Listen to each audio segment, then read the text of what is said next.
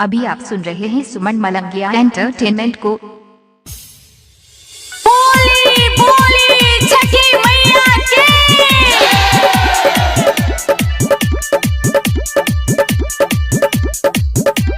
DJ Gudduraj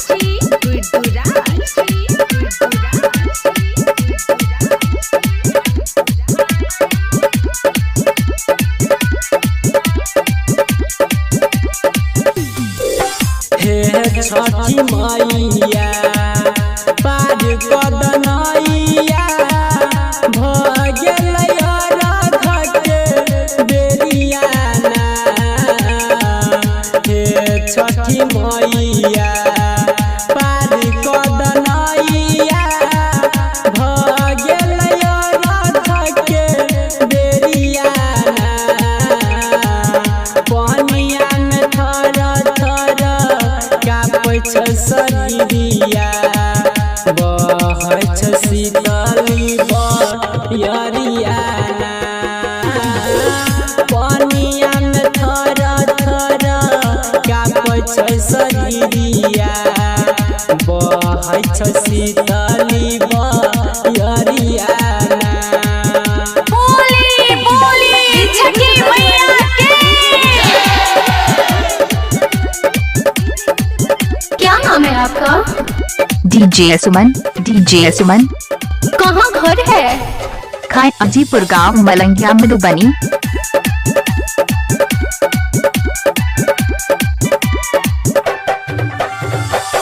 जोरे जोरे सुपाबा जोरे नारियलबा जोरे हम चढ़लियो सुन कोसियाना।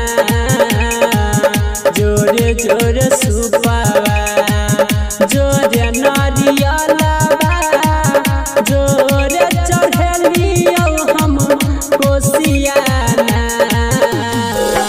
पानिया में थर थर कापै छ शरीरिया बहै छ शीतली बयरिया ना।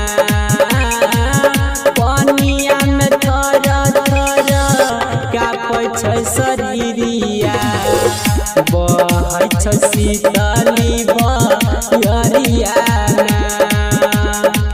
बोली बोली छठी मैया की। डीजे सुमन मलंगिया मधुबनी। सुमन मलंगिया साले साले पूजबो तोहर चरनिया गइब हम तोहरे भजनिया ना। साले साले पूजबो तोहर चरनिया गइब हम तोहरे भजनिया ना।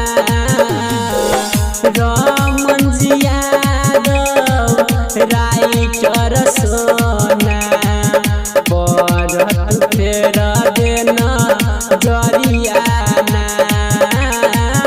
पानिया में थर थर कापै छ शरीरिया बहै छ शीतली DJ Suman Malangiya Madhubani. Mobile number 8882।